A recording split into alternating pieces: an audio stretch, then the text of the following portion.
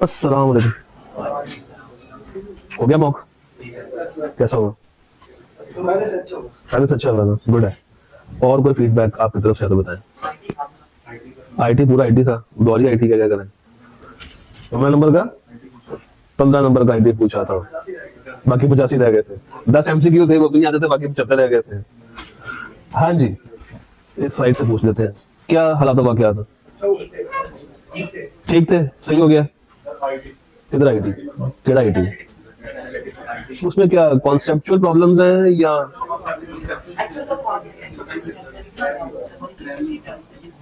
और कोई प्रॉब्लम हो तो बताएं।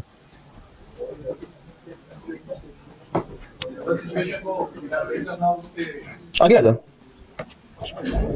सिचुएशन को इवेलुएट करना हो तो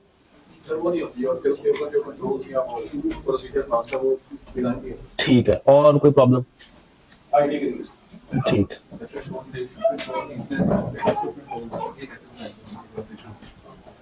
अच्छा, और ऐसा हुआ? बुरा नहीं हुआ, अच्छा भी नहीं हुआ? कितने का रह गया? ये चीज। और पैनिक स्टेट में कौन कौन गया? पेपर देखते साथ ही। पता है मॉक ना सिर्फ कॉन्सेप्चुअल नॉलेज टेस्ट नहीं करता। मॉक का पर्पस क्या है? मॉक का पर्पस ये होता है कि आपको एक तरह से एनवायरनमेंट प्रोवाइड किया जाए जिसमें आपको सिमुलेशन दी जाए कि आपने एग्जाम में जाके चीजों को हैंडल कैसे करना है। Pass fail doesn't matter, it's just कि आप क्या 3 घंटे सुकून से बैठ के पेपर को अटेम्प्ट कर पाते हैं या नहीं कर पाते। ये मेन थीम है किसी भी मॉक एग्जाम की। तो 3 घंटे आपको बिठाएं, आपके दाएं हाथ को चलवाएं और आपको थोड़ी सी थकावट फील हो, क्योंकि लास्ट टाइम 3 घंटे आपने बताऊं कब लिखा था? आई कैप एग्जाम में। ऐसे ही लगातार 3 घंटे की दिमागी वर्जिश, जिस्मानी वर्जिश आप लोगों ने आई कैप एग्जाम सेंटर में ही की थी, उसके बाद नहीं की। या आप में से कोई अगर राइटिंग करता हो, कोई बुक लिखता हो तो मुझे बताएं। कोई नहीं है? है? लास्ट टाइम क्या लिखा था? हाथ से या टाइपिंग? ठीक है, तो वो ज्यादा औखा काम है लिखना, ये 3 घंटे बैठ के दिमाग के साथ प्रेशर में, ये औखा काम। क्योंकि उसमें आपको प्रेशर नहीं होता ना, उसमें आपको पता है कि आपने लिखना है। यहाँ पे आपने कलाबाजियां खा के सोचना है, पहले आपने बिटवीन द स्टैंडर्ड्स मूव करना। खैर, तो ये एक एक्टिविटी ऐसी होती है जिससे बच्चा एनालाइज करता है, बच्चों को पता चलता है कि यार उसको अब और क्या चाहिए एग्जाम में जाने से पहले। और नॉर्मली हम ये करते हैं एग्जाम से ठीक 2 हफ्ता पहले, तो द सेम डेट शीट, ताकि अब आपको पता हो कि यार 2 वीक्स में मैंने अपनी कमजोरियों पे कैसे काबू पाना। अच्छा, तो ये सारी बातें होगी। अब शुरू करते हैं जरा डिस्कशन, और उसके बाद कुछ और बातें भी करेंगे साथ साथ। फ्री है ना? कोई किसी की कोई मीटिंग तो नहीं है शाम में? फ्री है ना? बस फिर ठीक है। अच्छा, आपके पास क्वेश्चन पेपर आया, this question paper came into your hands. सबसे पहला काम क्या किया? सबसे पहला काम मैंने अपने बच्चों को हर क्लास में बताया था, आप लोग भी सुन लें। सबसे पहला काम ये था कि आपने रीडिंग टाइम में एमसीक्यूज को कर लेना है। सबसे पहले क्या काम करना है? रीडिंग टाइम में क्या कर लेना है? एमसीक्यूज को कर लेना है।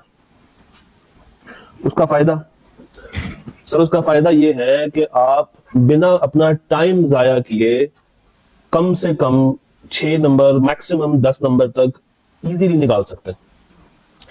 क्योंकि वंस आपने सोच लिया कि इसका आंसर ए है, बी है, डी है, सी है, व्हाटसोएवर, जब आपके हाथ में शीट आएगी तो आप फिर मजीद वहां पे टाइम जाया नहीं कर रहे होंगे। आपके दिमाग में होगा बस ठीक है, मैंने 85 मार्क्स की या 90 मार्क्स की जंग लड़नी है।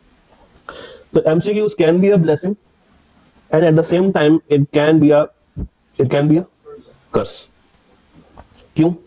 या आर है या पार, आता है तो नंबर आ जाएंगे, नहीं आते तो नंबर नहीं आएंगे। और आई कैप आहिस्ता आहिस्ता इसको मजीद एमसीक्यू बेस बनाने के चक्रों में है। तो अच्छी बात यह है कि थेरी थेरी लिख के निकल जाए, इससे पहले आपको कंप्यूटर बेस्ड एग्जाम में बैठना पड़ेगा। तो सबसे पहले आपने क्या करना है? आपने एमसीक्यूज करने हैं आई कैप के एग्जाम के अंदर भी। क्या ये बात मेरी याद रहेगी आपको हमेशा? सबसे पहले क्या करना है? एमसीक्यूज को अटेम्प्ट करना। सबसे पहले आपने एमसीक्यूज को अटेम्प्ट करना। Then after doing MCQs you are supposed कि आप अपने पेपर को 3 घंटों में प्लान कर दें। This is called 3 hour strategy. पहला घंटा should be on those areas which you are most familiar with.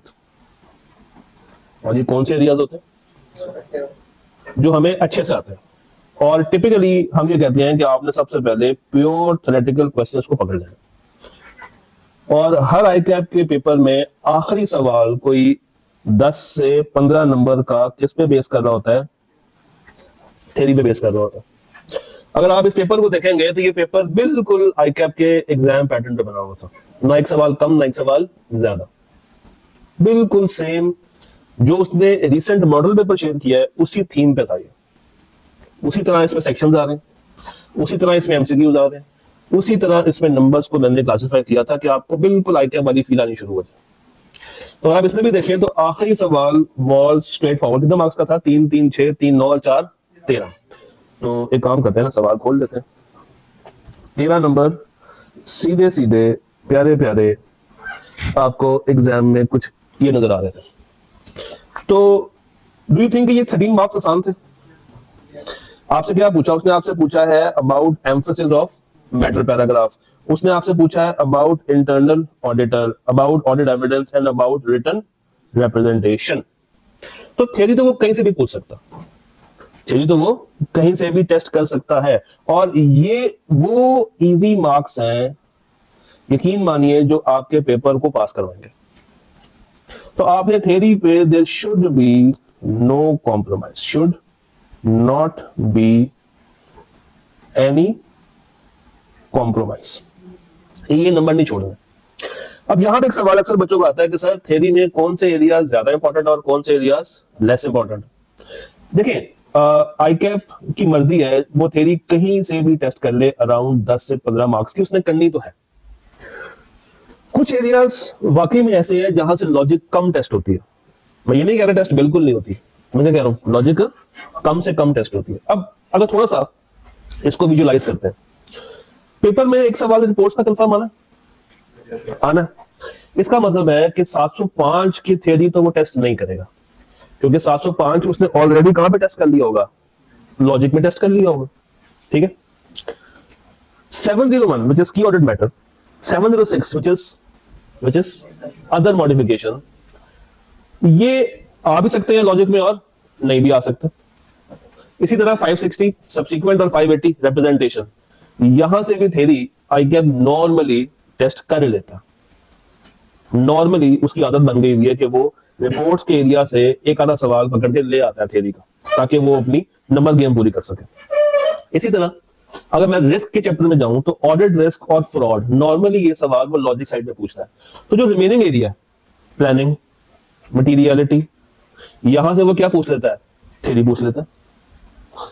Substantive में स्ट्रेट फॉरवर्ड सवाल आने के चांसेस सबसे कम है, वो लॉजिक साइड पे टेस्ट कर रहा होता है। तो वो थ्योरी का है। देयर आर सम स्टैंडर्ड्स जहां से वो नॉर्मल थ्योरी चेक कर लेता है।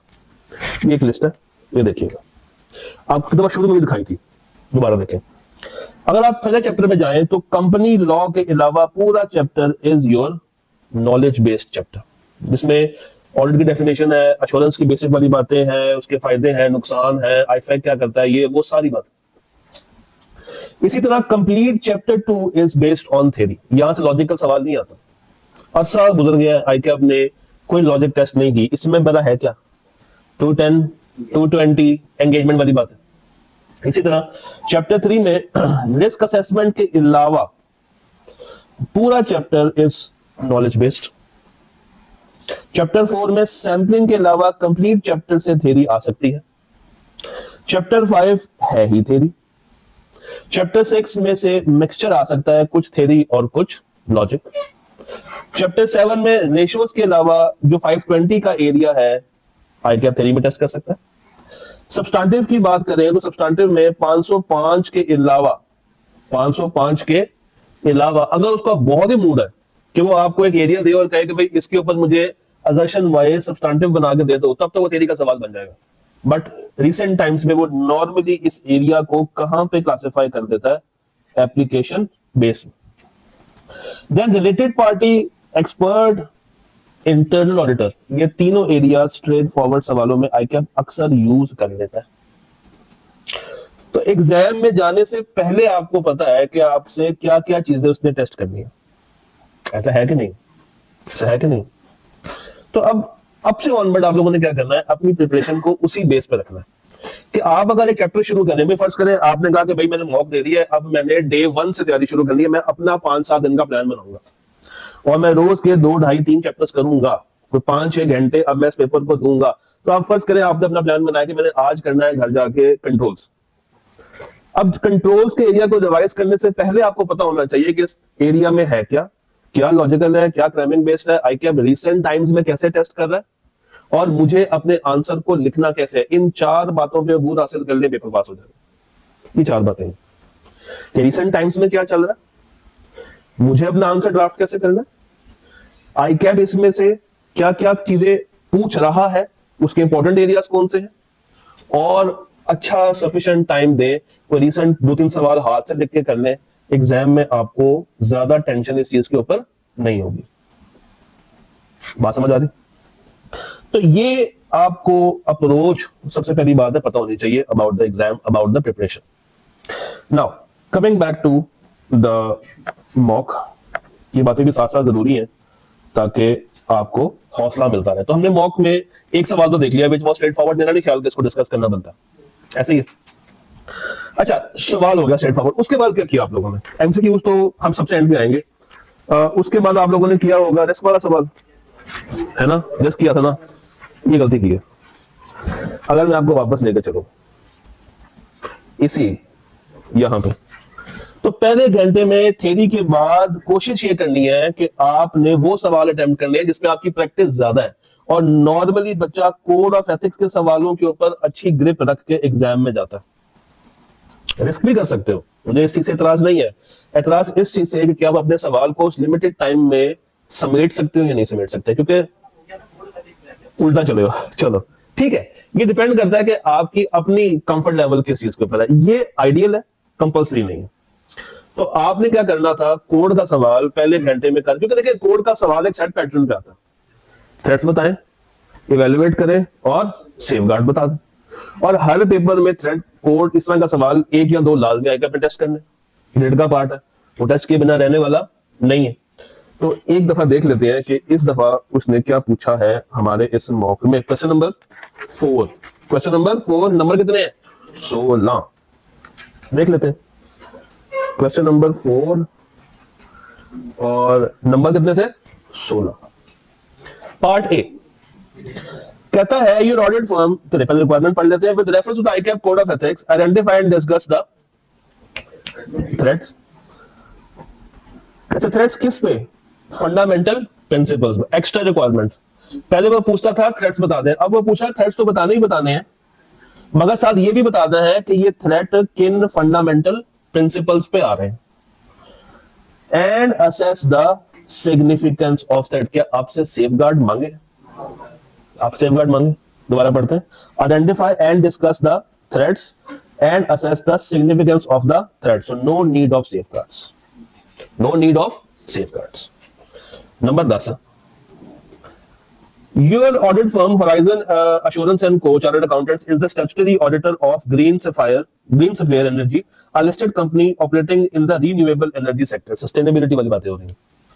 For the year ended 31 December, during the year GEL voluntarily adopted climate related and sustainability disclosures framework ahead of mandatory implementation timeline. क्या कहना चाह रहा है?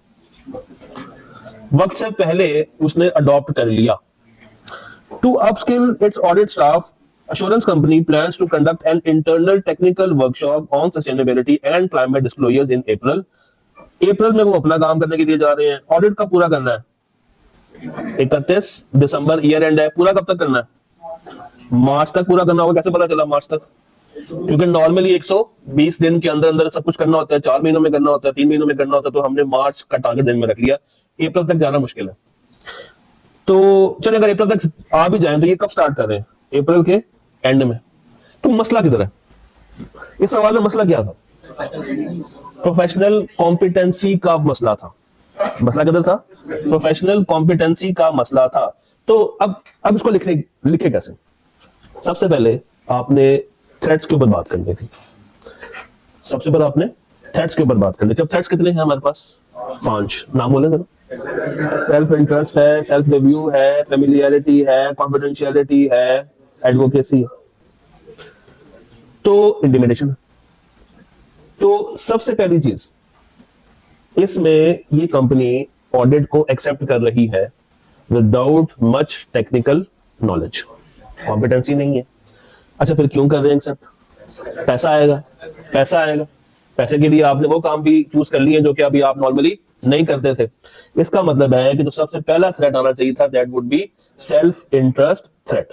और इसकी रीजन देखें, थ्रेट बताना is not much difficult, threat को साबित करना इज डिफिकल्ट। तो इसकी रीजन क्या लिखेंगे? वाई। देखिए आपने बता दिया कि भाई यहाँ पे सेल्फ इंटरेस्ट थ्रेट है, पढ़ा जा रहा है ना? हाँ पढ़ा जा रहा है। तो रीजन क्या देंगे? सर इंसेंटिव मिलेगा, पैसा मिलेगा, आपका रेवेन्यू बढ़ेगा। और कंपनी भी बड़ी लग रही है, कंपनी भी बड़ी लग रही है, लिस्टेड कंपनी है, तो ज्यादा पैसा मिलेगा। अच्छा सेकंड, और कोई थ्रेट निकालो तो बताइए। हाँ कॉन्फिडेंशियलिटी। कॉन्फिडेंशियलिटी पे थ्रेट कौन सा आएगा? द क्वेश्चन इज कि ये जो सेल्फ इंटरेस्ट थ्रेट है, अब एक सेकंड, ये किस प्रिंसिपल पे इफेक्ट करेगा? कितने होते हैं? पहला कौन सा होता है? Integrity, objectivity, confidentiality, professional competence और बिहेवियर। सर ये ऑडिट चूज कर रहे हैं सिर्फ पैसों के लिए, तो कौन सा प्रिंसिपल इफेक्ट हो जाएगा? Principle principle principle principle objectivity. Objectivity भाई हमारा मेन मकसद क्या है? हमारा मेन मकसद क्या है कि हम जाके क्लाइंट पे उसको क्या करें? उसको एक इंडिपेंडेंट रिव्यूअर बन के बताएंगे भाई तुम्हारी कंपनी में कोई मसले मसाइल नहीं है, मगर उसके लिए हमारे पास क्या होनी चाहिए थी? टेक्निकल कॉम्पिटेंसी होनी चाहिए थी। सो देयरफॉर सबसे पहला जो प्रिंसिपल हिट होगा that would be my objectivity, कि मैं अब एक ऐसा काम कर रहा हूं जो कि मुझे खुद भी नहीं आता। अच्छा मुझे क्यों नहीं आता? क्योंकि मेरी टीम कॉम्पिटेंट नहीं है। तो दूसरा कौन सा फंडामेंटल प्रिंसिपल हिट हो जाएगा? Professional competence. अच्छा नीचे ये सवाल एक बड़े मजे की बात कर रहा है, कहता है the external consultant engaged to conduct the workshop has requested to select working papers and client specific scenarios from the audit files to make the training more practical and relevant। वो कह रहा है कि तुम अपनी बनाई हुई मिसाल जो तुमने क्लाइंट पे देखी है वो उठा के ले आओ। तो इन शॉर्ट क्या हम उसको क्लाइंट का डाटा दे सकते हैं? नहीं। तो कौन सा प्रिंसिपल हिट हो रहा है? कॉन्फिडेंशियलिटी। अच्छा अब थ्रेड कौन कौन से हैं? सेल्फ इंटरेस्ट है, उसके बाद एक और भी है, सेल्फ रिव्यू भी है। सेल्फ रिव्यू भी है। सेल्फ रिव्यू कैसे? देखिए जब वो आपसे कह रहा है ना कि मुझे सिनेरियोज दे, वो क्या कह रहा है कि मुझे आप लोग क्या दें? Client specific scenarios. जब आपने एक सिनेरियो पकड़ा, उसके ऊपर काम किया और बाद में जाके अपने भी किए हुए काम को क्या कर रहे हैं? ऑडिट करने बैठ गए, रिव्यू तो आ गया। करेंगे ना, आप काम तो कर लेंगे ना, उसके ऊपर आपने अपना काम तो कर लिया। मैनेजमेंट की टोपी पहन के आपने काम करने बैठ गए, फिर जब वो टोपी उतार के कुछ टोपी पहनेंगे ऑडिट की, काम तो आपने किया। बाद में तो करेंगे ना, बाद में तो करेंगे सीख के। जो हो गया ना वो हो गया, नेक्स्ट टाइम भी तो जाएंगे ना, तो नेक्स्ट टाइम के लिए भी तो केयरफुल रहना साथ में। देखिए थ्रेट होते हैं दो तरह के, एक होता है प्राइमरी थ्रेट और एक होता है secondary threat. Primary threat is जो बिल्कुल सामने स्ट्रेट फॉरवर्ड है, वो कौन सा है? Self interest threat. But there can be a threat of self review depending upon कि आपकी फर्म वहां पे एक्चुअल क्या काम कर रही है, हाँ कि हम लोग उसकी कौन सी सर्विसेज प्रोवाइड कर रहे हैं। तो यहां पे आप ये लिख सकते हैं, यहां पे आप ये लिख सकते हैं कि अब आप चूंकि कंपनी को क्या प्रोवाइड कर रहे होंगे फ्यूचर के लिए, जजमेंट्स दे रहे होंगे, आप उनको हेल्प कर रहे होंगे किसमें? ट्रेनिंग में, जिसकी वजह से there can be a self review threat on it. आ सकता है, आ सकता है। अच्छा अगर हम इसके सेफगार्ड्स बनाने हो तो क्या क्या बनाते हो? अगर बनाने की इजाजत तो क्या बनाते सेफगार्ड्स? ये तो बड़ा अच्छा सेफगार्ड है, कहानी में कहो है। सेफगार्ड्स क्या बनाते हैं इसको? पहले तो हम ये ऑडिट एक्सेप्ट ही ना करते क्योंकि हमारे पास वो कॉम्पिटेंसी ही नहीं थी। अगर कर लिया है तो फिर बाहर से कुछ एक्सपर्ट्स को बुला के अपनी टीम में शुरू से ही बिठा लें। और जब आप एक्सपर्ट्स को लेके आ रहे हैं तो आप क्या टोटली उसके काम के ऊपर रिलाई करेंगे? नहीं, आपके पास कम से कम उसके काम को समझने की कौन सी नॉलेज होनी चाहिए? एक वर्ड पढ़ा था, एडिक्वेट नॉलेज होनी चाहिए। तो ये वाली बातें आप उसके सेफगार्ड्स में डाल सकते हैं। फिर क्योंकि आप एक बंदा बाहर से लेकर आ रहे हैं समझने के लिए, तो आपको उसके साथ एक और एग्रीमेंट भी करना होगा, कॉन्फिडेंशियलिटी का एग्रीमेंट करना था। तो ये वाली बातें लिखी जा सकती हैं अगर आपसे सेफगार्ड्स वो पूछता। डन। अच्छा, इसी का एक और पार्ट भी था। कौन सा? कैसे? उसी के मतलब जो स्टैंडर्ड है वो हम यूज करें और बाद में जब हम सारे चले जाएंगे तो एडवोकेसी क्या होती है? क्लाइंट बंदा क्लाइंट के नाम एडवोकेसी क्या होती है? एडवोकेसी कहते हैं क्लाइंट ने एक बात कर दी, आपको पता है कि वो बात गलत कर रहा है, बट आप कह रहे हैं कि ये बात ठीक कर रहा है। आप क्लाइंट के वकील बन जाते हैं और उसकी हर गलत बात को आप सच्चा बना के पेश करने की कोशिश कर रहे होते हैं। This is called advocacy. वो इसमें नजर नहीं आ रही हमें। अच्छा जी, part B. Part B, part B जरा पढ़े एक दफा दोबारा। 6 नंबर का था। पार्ट बी में क्या हो क्या रहा है? कुछ कह रहा है वो 18% के हिसाब से। सर जी, पार्ट बी के अंदर देखो बात करने में इंटरेस्टेड है। इसमें 2 तरह के थ्रेड्स हैं। पहला थ्रेड कौन सा है? Self interest thread. क्यों सेल्फ इंटरेस्ट है? 18% ऑफ रेवेन्यू, 18% ऑफ रेवेन्यू का मसला है। और दूसरा इंटिमिडेशन। तो सेल्फ इंटरेस्ट भी है और इंटिमिडेशन भी है। फिर मुझे बताइए कौन सा प्रिंसिपल यहां पे इफेक्ट हो रहा था? ऑब्जेक्टिविटी और इंटेग्रिटी। एक और भी हिट हो रहा है, professional competence and due care. और उसके सेफगार्ड्स पूछे थे इसने? नहीं पूछे, बट अगर हो तो क्या लिखेंगे? हाँ, डाइवर्सिफाई कर सकते हैं और टाइम बढ़ाने की बात की जा सकती है, एक्सपर्ट्स की बात की जा सकती है। बिल्कुल ऐसे ही इंडिपेंडेंट किसी बंदे को बुला के उसे रिव्यू करवाया जा सकता है। पढ़े तो पढ़े देखो।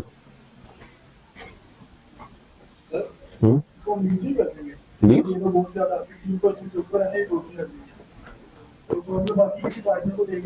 ये 15% वाली लिमिट कहाँ लिखी हुई है? ये लिमिट कहाँ लिखी हुई 15% वाली? कहाँ पे लिखा हुआ कि इतनी अमाउंट सब्सटेंशियल है? लिखा हुआ।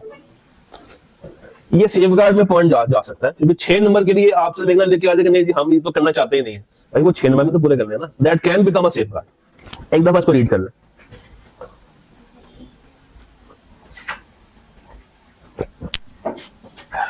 हो गया जी। इस केस में जो लिंक करना रिक्वायर्ड होता है थ्रेड को उसके प्रिंसिपल से, ये बताते हैं कि कई केसेस में देखा है कि सॉल्यूशंस में क्या उन्होंने साथ ही थ्रेड के बनाया होता है और कुछ केस अलग से बताया होता है। इसमें आइडियल अप्रोच जो है ना वो ये है कि आप पहले थ्रेड लिखें और उसके नीचे ही बता दें कि ये थ्रेड कौन से प्रिंसिपल को इफेक्ट कर रहा। That is ideal, that is ideal. अच्छा, आपने रिक्वायरमेंट में चीज देखनी है, अगर यहां पे भी वो हो, एक वर्ड वो यूज करता है कभी कभी, हाँ यहां भी यूज नहीं कर रहा, वो वर्ड होता है ईच का। अगर ईच का वर्ड लिखा हुआ ना तो आपने करना यह है कि आपने हर पैराग्राफ को अलग से डील करना। यानी कि भाई एक पैराग्राफ में मल्टीपल थ्रेड्स हो सकते हैं और सेम थ्रेड मल्टीपल पैराग्राफ्स में भी हो सकता है। ठीक है, तो आपने हर थ्रेड को उसके अपने क्राइटेरिया पे डील करना है और उसको अलग अलग से बताना कि भाई ये थ्रेड इस प्रिंसिपल को हिट कर रहा है और उसके सेफगार्ड्स हैं, ये थ्रेड इसको हिट कर रहा है उसके सेफगार्ड्स हैं। तो ऐसे भी किया जा सकता है अगर नंबर ज्यादा है या वो वर्ड ईच का यूज कर रहा है। दूसरा तरीका यह है कि आप पहले सारे थ्रेड्स लिख लें, उसके नीचे एक एक करके जो प्रिंसिपल इफेक्ट हो रहे हैं उसमें थ्रेड्स वाली सारी बातें बता दें कि ये थ्रेड की वजह से फला प्रिंसिपल, इसकी वजह से ये वाला प्रिंसिपल। एक और ऑल्टरनेट वे ये भी है कि आप कॉलमनर फॉर्म अडॉप्ट कर लें। इधर थ्रेड आ गया और इधर उसका इफेक्ट आ गया, मगर ये थोड़ा सा कंफ्यूजिंग है। कॉलमनर फॉर्म इस केस में थोड़ा सा क्या है, कंफ्यूजन क्रिएट कर सकता है क्योंकि हो सकता है कि एक थ्रेड एक से ज्यादा प्रिंसिपल्स को हिट करना शुरू कर दे। तो आइडियल यही है कि आप पहले थ्रेड की बात कर लें, उसी के नीचे उसका प्रिंसिपल बता दें, फिर अगला थ्रेड अगला प्रिंसिपल, अगला थ्रेड अगला प्रिंसिपल, और अगर उसने मांगी है इवेल्युएशन तो वो इवेल्युएशन वाली बात भी उसी के अंदर फिट कर दें। अच्छा, इसको इवेल्युएट कैसे करेंगे, बात निकल रही है, इवेल्युएट कैसे करेंगे थ्रेड को, सिग्निफिकेंस कैसे देखो। फॉर एग्जाम्पल मैं आपको एक सवाल देता हूँ, आप एक जगह पर ऑडिट करने के लिए गए, आपका कजन वहां पे मैनेजर अकाउंट है, थ्रेड का सिग्निफिकेंस हाई है कि लो? पहले बता थ्रेड कौन सा, फैमिलियरिटी थ्रेड है, इंटिमिडेशन तो नहीं है ना, कजन है ना, ठीक है। तो सिग्निफिकेंस क्या, पहले आप देखेंगे उसके साथ रिश्ता क्या है, फिर आप देखेंगे वो किस पोजीशन पे बैठा है। तो रिश्ता ऐसा नहीं है कि वो डायरेक्ट है, इससे थ्रेड कम हुआ, मॉडरेट तक आ गया, लो टू मॉडरेट तक आ गया, फिर आपने क्या देखनी है, पोजीशन। तो अब ये हल्का हल्का मॉडरेट से हाई की तरफ मूव करता जा रहा है। तो आपने ये नहीं लिखना कि थ्रेड हाई है या थ्रेड लो है, आपने सियासी जुमला यूज करना है। वो क्या है, लो टू मॉडरेट या moderate to high, low to moderate या मॉडरेट टू हाई। ओके, यही सवाल, बट अब सामने कजन नहीं है, आपके होने वाले ससुर जी बैठे। अब क्या करेंगे, अब थ्रेड गिनते हैं, फैमिलियरिटी भी है, इंटिमिडेशन भी है, सेल्फ इंटरेस्ट भी है, एडवोकेसी भी, और उसे रह गया सेल्फ। हो सकता है कि आपने उनके लिए काम करके दिया हो, घर पे उन्होंने काम करा लिया हो आपसे, नहीं मैंने कहा होने वाले, कंफर्म नहीं, कंफर्म होने वाले नहीं। तो ये 5 थ्रेड्स तो आ गए। अब देखिए सिर्फ मैंने एक बंदा चेंज किया, सिर्फ क्या चेंज किया है, रिलेशन चेंज किया है। अच्छा, वही कजन हो बट वो सीएफओ, अब हाई हो जाएगा। तो दोनों चीजें देखनी है कि आपको उसके साथ रिश्ता क्या है और वो किस पोजीशन पे बैठा है। तो इस तरीके से आपने उसको इवेलुएट करना है। भाई आपके फादर ने कंपनी के शेयर्स रखे हुए, थ्रेड कौन सा, सेल्फ इंटरेस्ट थ्रेड। अब चूंकि फादर अलग है, आप अलग हैं, तो थ्रेड की सिग्निफिकेंस इतनी ज्यादा नहीं है। बट अगर वही शेयर आपके स्पाउस के पास तो थ्रेड की सिग्निफिकेंस इतनी हाई है कि आप उसका ऑडिट नहीं कर सकते, क्योंकि पहला सेफगार्ड कौन लगा देगा, कंपनीज एक्ट। अगर तुम्हारे पास शेयर्स हैं तो तुम उसका ऑडिट ही नहीं कर सकते। आगे एक एक्सेप्शन दिया, एक अलग कहानी। तो ये टेक्निकल चीज आपने हमेशा ध्यान में रखनी है कि सवाल को अप्रोच कैसे करना। देखिए आता आपको है, आता आपको है, it is all about how you are presenting it. तो सबसे पहली हेडिंग आप लोगों ने कौन सी खोल ली है, थ्रेट्स आइडेंटिफाइड। खाली थ्रेट से दिखना, पूरा जुमला क्या है, थ्रेट्स आइडेंटिफाइड। उसके बाद आपने क्या बता दिए, थ्रेट्स जो आते हैं सवाल में। देन आपने एक हेडिंग खोली कौन सी, फंडामेंटल प्रिंसिपल्स अफेक्टेड, उनके बारे में जिक्र कर दिया। फिर तीसरी हेडिंग खोली कौन सी, सिग्निफिकेंस। और चौथी हेडिंग में क्या आ सकता है, सेफगार्ड्स। क्या आ सकता है, सेफगार्ड्स। तो ये 4 हेडिंग्स के साथ इसको आंसर करना है। अब एक बच्चा होगा वो शायद बुलेट्स में आंसर करना शुरू कर दे, पहली बुलेट, दूसरी, तीसरी, चौथी, पांचवी। उसने डाइवर्सिफाई नहीं किया कि मैं किस में थ्रेड बता रहा हूं, किस में सिग्निफिकेंस बता रहा हूं, किस में सेफगार्ड बता रहा हूं। या एक बंदा माय फ्रेंड शुरू करे यहां से और एंड कहां पे करे, यहां पे, एक ही सिंगल पैराग्राफ में सब कुछ लिख के आ जाए, वो भी गलत। तो आपने अपनी प्रेजेंटेशन को बेहतर से बेहतरीन बनाना है। अगर आपने पेपर को निकालना है, कोशिश करें कि उसको आपके सवाल में घुसने ही ना दे, वो ऊपर ऊपर से खुश होकर नंबर देकर निकलना है। ऑल्दो वेंडर जरूर होगा, वो आपके बोर्ड का चक्कर तो है नहीं कि आपकी दिखाई देख के पेपर पास कर दे। द पॉइंट इज कि अगर आपने ये अच्छी अच्छी हेडिंग्स यूज की होंगी ना, तो in comparison to any other बच्चा जो कि एक सिंगल पैराग्राफ में आंसर लिख के आ रहा है, वो आपको नंबर दे देगा। तो कई बातें मेरी समझ आती हैं, पक्की बात। सेकंड क्वेश्चन जो कि आपको अटेम्प्ट करना चाहिए था फॉरी बात, that was of reports. That was of reports. Part A एक दफा रीड कर लो दोबारा से।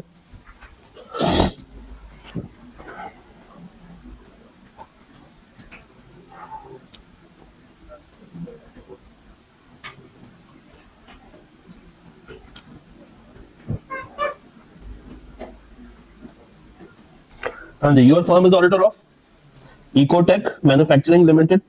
ईयर एंड क्या है, 25। ड्यूरिंग द ऑडिट आपकी टीम ने सेवरल, एक नहीं एक से ज्यादा बल्कि बहुत ज्यादा, सेवरल कस्टमर कंप्लेंट्स पकड़ी हैं about receivables totalling 220 million, some of which are overdue by 6 month, 6 महीने से ज्यादा पैसे नहीं आ रहे कंपनी को। Management has not provided adequate evidence of collection और alternative arrangements to recover. They have expressed confidence that all amount will be recovered, but not have provided any detail about cash flow projections. पहले तो मुझे ये बताइए सवाल किस तरफ आप लोग लेके जा रहे हैं? स्कोप लिमिटेशन, ये कौन है? स्कोप वाला कौन है? क्यों नहीं? स्कोप लिमिटेशन आपने कैसे निकाला? तो 6 महीने तो कंपनी देखे ना, कंपनी के पास कुछ रिसीवेबल है कितने के? 220 मिलियन के, और इसमें से कुछ ऐसे हैं जो कि 6 माह पुराने हैं, कंपनी को पैसा नहीं आ रहा, कंपनी पैसा मांगती है, ये लोग पैसा नहीं दे रहे, दबा के बैठे हुए। और उसके बाद कंपनी वाले कहते हैं कि जनाब वी आर कॉन्फिडेंट कि हम इसको रिकवर कर लेंगे, मगर उन्होंने कोई भी ऐसी एनालिसिस, कोई भी ऐसा प्रोजेक्शन क्रिएट नहीं किया। अगर आपने गौर किया हो तो ये एक स्टैंडर्ड की बिल्कुल शुरुआती लाइंस है कि आप एक जगह पे ऑडिट करने के लिए जाते हैं, आपको एक मसला नजर आता है, आपको उस मसले के अंदर आते आते एक डाउट क्रिएट होता है, आप कहते हैं यार ये मसला यहाँ पे क्यों आ रहा है, फिर आप मैनेजमेंट से कहते हैं कि इसकी असेसमेंट बनाओ, मैनेजमेंट कहती है ठीक है सर हम आपको बना के देते हैं, वो यहाँ बनाएंगे या नहीं बनाते। और अगर मसला ऐसा हो जिससे आपको ख्याल आ जाए कि यार इसकी क्या डाउट पे है, 220 मिलियन भाई अमाउंट है, 220 मिलियन। हाँ, तो अपने अंदर परवेसिव हो जाएगा, अपने अंदर क्या हो जाएगा? परवेसिव। अगर आपको परवेसिव की डेफिनेशन आती हो, क्या थी डेफिनेशन परवेसिव की? 2 चीजें होती है, या तो वो स्प्रेड हो रहा हो एक से ज्यादा अकाउंट्स के ऊपर, या अगर स्प्रेड नहीं हो रहा अपने अंदर ही है तो वो अपने अंदर एक बड़ी हैवी अमाउंट रख के बैठा हो। तो 220 मिलियन इटसेल्फ क्या है? एक अदद परवेसिव, एक सिग्निफिकेंट, एक बड़ा मसला है। तो this question was targeting your 570 going concern. This question was based upon going concern. अच्छा, अब अगर मैं इसकी रिक्वायरमेंट पे जाऊं तो रिक्वायरमेंट में कितनी बातें हैं 6 नंबर के लिए? 2 बातें हैं। पहला क्या आपने बताना था? इवेल्युएट, और उसके बाद आपने उसको डिस्कस करना था। तो मान के चलते हैं 4 नंबर इवेल्युएशन के और 2 नंबर किसके हैं? इम्प्लीकेशन के। पहली गलती जो बच्चा नॉर्मली करता है वो इवेल्युएशन वाली बात को इग्नोर ही कर देता है और सिर्फ क्या बता के आ जाएगा? इम्प्लीकेशन। तो पहले आपने रिक्वायरमेंट में देखना है कि क्वेश्चनिंग वर्ब कौन कौन से यूज कर रहा है, और देखना है रिक्वायरमेंट में कि क्या कहीं एंड का वर्ड तो नहीं आ रहा, क्योंकि जहां पे एंड के बाद कुछ लिखा हो उसका मतलब है कि रिक्वायरमेंट दूसरी और नई रिक्वायरमेंट शुरू हो गई। तो पहली रिक्वायरमेंट क्या है? इवेल्युएट। इसका मतलब क्या होता है? इवेल्युएट, तो ऊपर दी गई बातों को एनालाइज करो, और एनालिसिस सिर्फ पॉजिटिव टोन में नहीं होता, नेगेटिव टोन में भी होता है। तो आपने इस पैराग्राफ को पॉजिटिव टोन और कौन सी टोन? नेगेटिव टोन, यानी कि दोनों बातें करनी है, अच्छी बातें भी करनी है और बुरी बात भी करनी है। कुछ ना जहन में आ रहा हो तो इसी पैराग्राफ को आसान करके बता दे स्टैंडर्ड के रेफरेंस। देखें कैसे बताते। कहता है ETL has significant customer receivable of 220 million, पहला point, with some overdue of more than 6 months। इसने और कुछ नहीं किया, उसी बात को आसान किया, इस बात को, ये वाला पॉइंट, इसी को सिर्फ और सिर्फ क्या कर दिया है? आसान करके बताया। Management has not provided adequate evidence, या कोई ऑल्टरनेटिव अरेंजमेंट मैनेजमेंट से नहीं आई। अच्छा, this suggest a material uncertainty on going concern assumption. अब जब ये बात आपने बता दी, अगली बात सारी स्टैंडर्ड वाली है कि जब आपको डाउट आ जाए ऑन मटीरियलिटी तो आपका स्टेप 1 क्या होता है कि आप मैनेजमेंट से कहते हैं मुझे क्या बना के दो, असेसमेंट बना के दो। मैनेजमेंट या असेसमेंट बनाती है या नहीं बनाती? अगर बना के दे दी है तो क्या करते हैं? उस असेसमेंट को इवेल्युएट करते हैं कि वो असेसमेंट ठीक है या नहीं है। असेसमेंट बना दी है, सब कुछ ओके है, असेसमेंट बना दी है और सब कुछ ठीक है, अगला स्टेप क्या होता है? असेसमेंट बना ली है, सब कुछ ठीक है, हम उनसे कहते हैं कि आपने इसमें कोई डिस्क्लोजर ऐड करना है तो कर दें, आपने डिस्क्लोजर ऐड करना है तो कर। मैं आपको एक चीज दिखाता हूँ यार, अल्लाह करे इसमें मुझे मिल जाए, होनी तो चाहिए।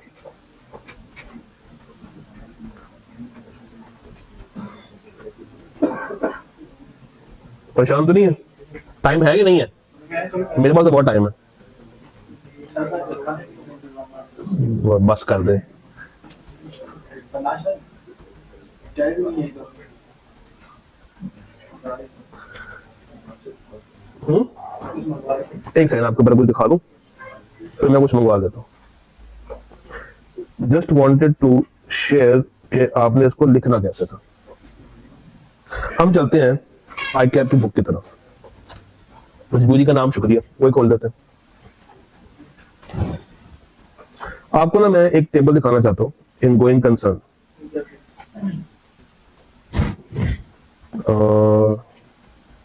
स्टडी रिसोर्सेस,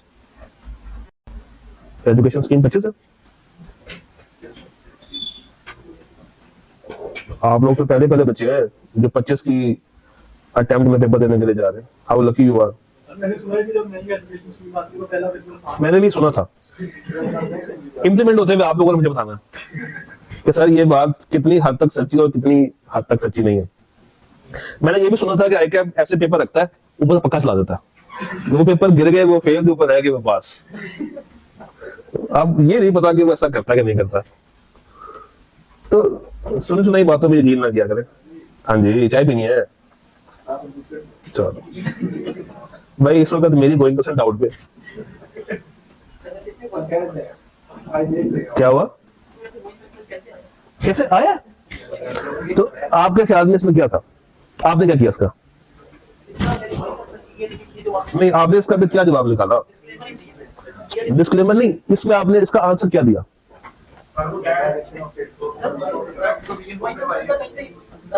वो आपको बताता नहीं है। देखिए, वो आपको एक सिनेरियो दिया है कि जनाब एक एसेट जल गया। एक एसेट है, एक ऐसा एसेट जो कि आपकी ओवरऑल प्रोडक्शन का 80% था, वो जल गया। ये गोइंग कंसर्न है। एक कंपनी का रिसीवेबल खड़ा हुआ है 220 मिलियन, 220 रुपए नहीं है, 220 मिलियन।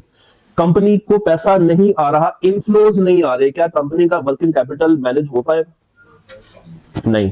जब कंपनी का वर्किंग कैपिटल मैनेज नहीं हो पाएगा तो क्या कंपनी टाइमली अपने क्रेडिटर्स को पे कर पाएगी? नहीं। जब क्रेडिटर्स को टाइमली पे नहीं कर पाएगी, क्या माल आएगा? नहीं। क्या बैंक को लोन पे आउट कर पाएगी? तो क्या कंपनी सर्वाइव कर सकती? नहीं कर सकती। नेगेटिव कैश फ्लोस ना। देखिए, सबसे पहली बात तो गोइंग कंसर्न डाउट पर चलेगी। जब गोइंग कंसर्न ही नहीं होगी तो सारे एसेट्स करंट में आ जाएंगे, तो फिर तो कंपनी बंद करनी पड़ेगी। तो इसमें यह देखना कि इंपेयरमेंट है या नहीं है, वो सेकेंडरी है।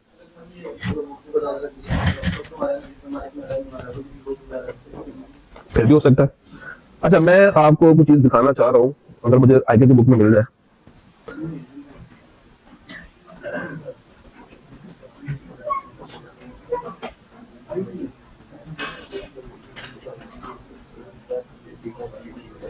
ये देखें जरा, देखिए आज अगर आए हैं टाइम निकाल कर तो कुछ सीख के जाए, वरना मेरे लिए सिर्फ पेपर दिखा के आपको फारिग करना बहुत आसान है।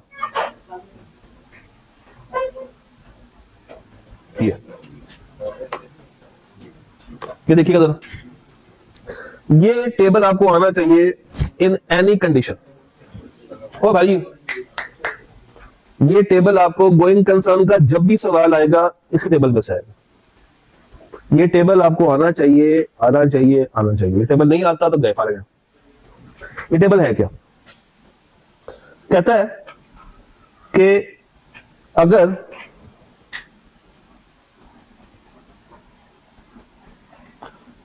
गोइंग कंसर्न बेसिस क्या हो, अप्रोप्रिएट हो। गोइंग कंसर्न बेसिस क्या हो, अप्रोप्रिएट अगर हो, अगर क्या हो, अप्रोप्रिएट हो, तो इसमें कोई मसला नहीं, कोई मसला नहीं है। मसला कब आएगा? जब गोइंग कंसर्न बेसिस क्या है, इन अप्रोप्रिएट है। क्या है? इन अप्रोप्रिएट है। तो आपने दो चीजें देखनी है कि क्या मैनेजमेंट ने फाइनेंशियल स्टेटमेंट्स के अंदर इसको अप्रोप्रिएटली डिस्क्लोज किया है या नहीं किया, किया या नहीं किया। अगर तो नहीं किया और मैनेजमेंट ने गोइंग कंसर्न खराब होने के बावजूद अपने अकाउंट्स किस पे बनाए हैं, गोइंग कंसर्न के ऊपर बनाए हैं, तो इसका मतलब है कि ये बहुत बड़ी क्या है, मिस स्टेटमेंट है। तो आप कौन सी ओपिनियन देके जाएंगे? एडवर्स ओपिनियन देके जाएंगे। और अगर गोइंग कंसर्न बेसिस इनअप्रोप्रिएट थी, financial statement have been prepared appropriately, और वो ऑल्टरनेट बेसिस को रिफ्लेक्ट कर रहे हैं, तो आपको ये चीज अलग से बतानी है इन एम्फेसिस ऑफ मैटर पैराग्राफ। दोबारा से करते हैं। अगर गोइंग कंसर्न बेसिस अप्रोप्रिएट है, कोई मसला है नहीं। मसला कब आएगा? जब हमें पता है, देखिए दो बातें, हमें एक है कि हमें पता है कि एंटिटी अगले 12 महीने में ऑपरेट नहीं कर सकती, और दूसरा केस क्या है कि मुझे डाउट है कि ऑपरेट कर सकती है या नहीं कर सकती। तो अगर वो नहीं कर सकती तो फिर आपने देखना है कि एंटिटी की फाइनेंशियल स्टेटमेंट्स कैसे बने हुए हैं, गोइंग कंसर्न पे बने हुए हैं या गोइंग कंसर्न पे नहीं बने हुए। अगर तो गोइंग कंसर्न पे बने हुए हैं तो क्या ठीक बने हुए हैं? नहीं, इसका मतलब है कि ये मिसस्टेटमेंट है। कौन सी? परवेसिव। तो परवेसिव मिसस्टेटमेंट पे आप कैसी ओपिनियन देके जाते हैं? एडवर्स ओपिनियन देके जाते हैं। बात समझ आ रही? और अगर उन्होंने ठीक अकाउंटिंग फॉलो की हुई है तो मुझे क्या ये अपने यूजर तक बात पहुंचानी, तो मैं कैसे पहुंचाऊंगा? Through emphasis of matter paragraph. अच्छा, वो क्यों यूज करूं, अदर मैटर क्यों नहीं यूज कर रहा? अकाउंट्स का मामला है, फाइनेंशियल स्टेटमेंट्स का मामला है, अकाउंटिंग इशू है। और अगर यही बात मुझे ऑडिट के अंदर या कोई ऑडिट वाली बात डिस्कस करनी होती, अपनी रिपोर्ट से कोई बात बतानी, मैं क्या बताता? अदर मैटर में बताता। अगला, हाँ जी, इसके अंदर हम क्या देख सकते हैं? एक चीज जो कि यूएमपी की है उसको कैम में नहीं रखें, जो कैम की है उसको वहां न डालें। तो ये चीज नॉर्मली किसमें आती है? यूएमपी में आती है, इसको कैम में लेके जाने की जरूरत है नहीं। अच्छा, अगली बात देखें, गोइंग कंसर्न बेसिस अप्रोप्रिएट है, मगर क्या है, एक मटेरियल अनसर्टेनिटी एग्जिस्ट करती है। तो यहां पे एक एक्स्ट्रा पैरा हम रिपोर्ट में ऐड करते हैं, कौन सा? Material uncertainty related to going concern, वो आ जाएगा। तो ये आपको सिनेरियोस और उसकी इंप्लीकेशंस का टेबल आना चाहिए। जो भी सवाल गोइंग कंसर्न से आएगा वो यहां से सॉल्व हो जाएगा। इसी को आपने बस अपनी अच्छी अंग्रेजी में लिख देना था। So that was the question, that was the question. वापस चलते हैं।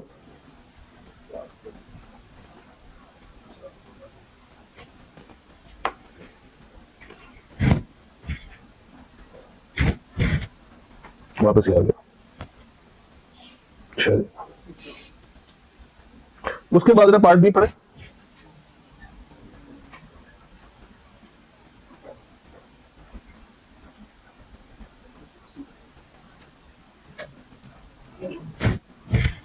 पार्ट बी को रीड कीजिएगा। पार्ट बी को रीड कीजिएगा।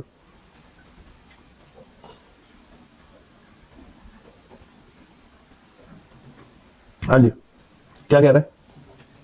इन्वेंट्री पड़ी हुई कितने की, कॉस्ट कितने की थी? 180 की। गवर्नमेंट का एक नया कानून आ गया effective from 1 December, mandates stricter safety and packaging standards, stricter safety and packaging standards. As a result, 25% of the current inventory will be unsellable unless उसको क्या किया जाए? Modify। और modify करना क्या है? Costly, महंगा है। अब आपने बताना था कि क्या करेंगे। सिंपल, ये IS2 का सवाल था। सिंपल, इसमें आप लोगों ने क्या बात कर ली थी? IS2 वाली बातें कर दी थी। तो क्या लिखा आप लोगों ने इसमें? इवेल्युएशन में कौन सी बातें आएंगी? पहला पॉइंट क्या होगा इवेल्युएशन के अंदर? सबसे पहली चीज आप लोग क्या बताएंगे इवैल्यूएशन में? पहला पॉइंट क्या होगा? सबसे पहले आप बताएंगे कि कंपनी जो लॉ की रेगुलेशन आई है उसको फॉलो कर रही है या नहीं कर रही। उसके बाद जो सामान पड़ा हुआ है वो किस पे जाना चाहिए?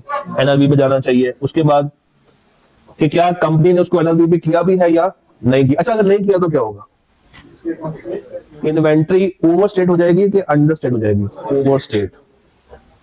तो अगर एक इन्वेंट्री ओवर स्टेट हो रही है, मिस स्टेटमेंट है कि स्कोप लिमिटेशन है? मटेरियल है कि परवेसिव है? कैसे पता चला? कैसे पता चला? 25% है तो कुछ ना दिया हो तो हम उसको मटेरियल अज्यूम कर सकते हैं। This was to be answered. इसका पार्ट बी जरा पढ़िएगा। टोटल का अगर 25% है तो फिर आपको करना ही चाहिए था कि आप दो इफ में आंसर देते हैं कि इफ मटेरियल तो ये और इफ परवेसिव तो ये। तो ऐसे कर दें जी। तो आप देखेंगे नंबर कितने हैं, नंबर कितने हैं। अब इस सवाल में नंबर थे 2 या 3, अगर नहीं 6 नहीं ना है, इवैल्यूएशन के 3 नंबर है, 3 से 4 तो उसके हैं। तो अगर रिपोर्टिंग इम्प्लीकेशन के नंबर 3, 4 से ऊपर जा रहे हो तो फिर सियासी आंसर देते हैं कि इफ मटेरियल है तो ये और इफ परवेसिव तो ये। तो भी ओके, तो भी ओके, डिपेंडिंग अपॉन कि आपके पास अवेलेबल टाइम कितना है। एक दफा उसको रीड करना। कौन सा पैरा? पैरा कौन सा? उस लॉ के चेंज होने से मेरे ऑडिट पे क्या फर्क पड़ेगा? अदर मैटर क्यों आता है? अदर मैटर इसलिए आता है कि आप ऑडिट कर रहे हैं आपने एक बात बतानी है जो कि आप रिपोर्ट में नहीं बता सकते, तो आप किसकी हेल्प लेंगे? आधे मैटर पैराग्राफ की। आपने अपनी रिपोर्ट के बारे में कोई बात बतानी है, कहां बताएंगे? आधे मैटर में। आपने पिछला ऑडिट नहीं किया, ये बात कहां बताएंगे? आधे। तो आप अगर अपने बारे में बताना चाह रहे हैं तो वो सिर्फ बात किसमें आती है? आधे मैटर में आती है। हाँ जी, चलिए आगे। नींद तो नहीं आ रही, सो जाओ फिर। फ्रॉड पे क्या किया? हाँ, फ्रॉड पे क्या किया? वैसे तो आप फ्रॉडी है, मुझे पता है। चले, एक छोटा सा 14,800 नंबर ऑफ राइड्स थे, ऐसे ही। उस पर रेवेन्यू कितना आ रहा था? जरा निकाले रेशो, तो रेवेन्यू पर राइड कितनी आती है? आई एम डैम श्योर आप लोगों ने वर्किंग नहीं की होगी, मैं नहीं मानता। तो सीएनए चंगे नहीं है, है नहीं ना कि निकाले जरा। चले, अब कर ले, कोई बात नहीं, हम कर ले।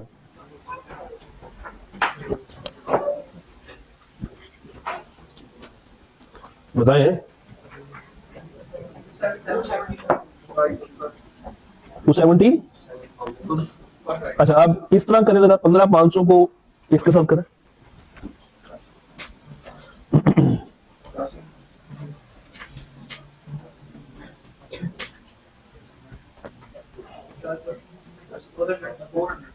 $400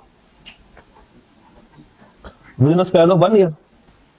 एक राइड जो कि ऑन एवरेज 275 रुपए की पड़ती थी, एक महीने में, सॉरी एक साल में इतने की हो गई है?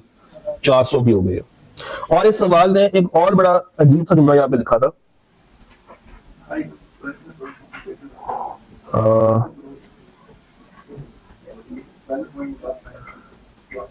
नहीं, एक और लाइन थी यहाँ पे।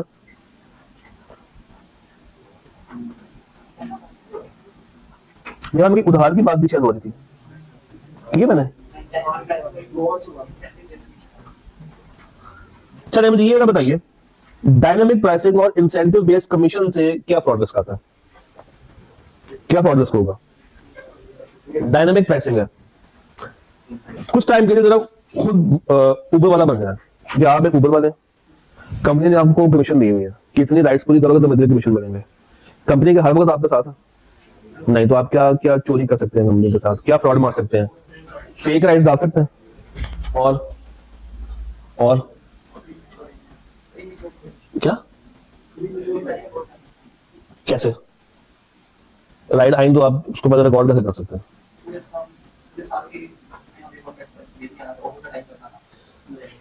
मैं सवाल ये है कि आप एक ऊबर वाले बंदे हैं, आप एक राइडर हैं, आप एक कैप्टन है जो कि जा जाकर राइड्स को पिक करता है। कंपनी आपसे कहती है कि इतना रेवेन्यू मुझे लाकर दो तो मैं तुम्हें इस रेवेन्यू पे इतना कमीशन दूंगी अलग से। तो आप कंपनी के साथ कैसा फ्रॉड कर सकते हैं?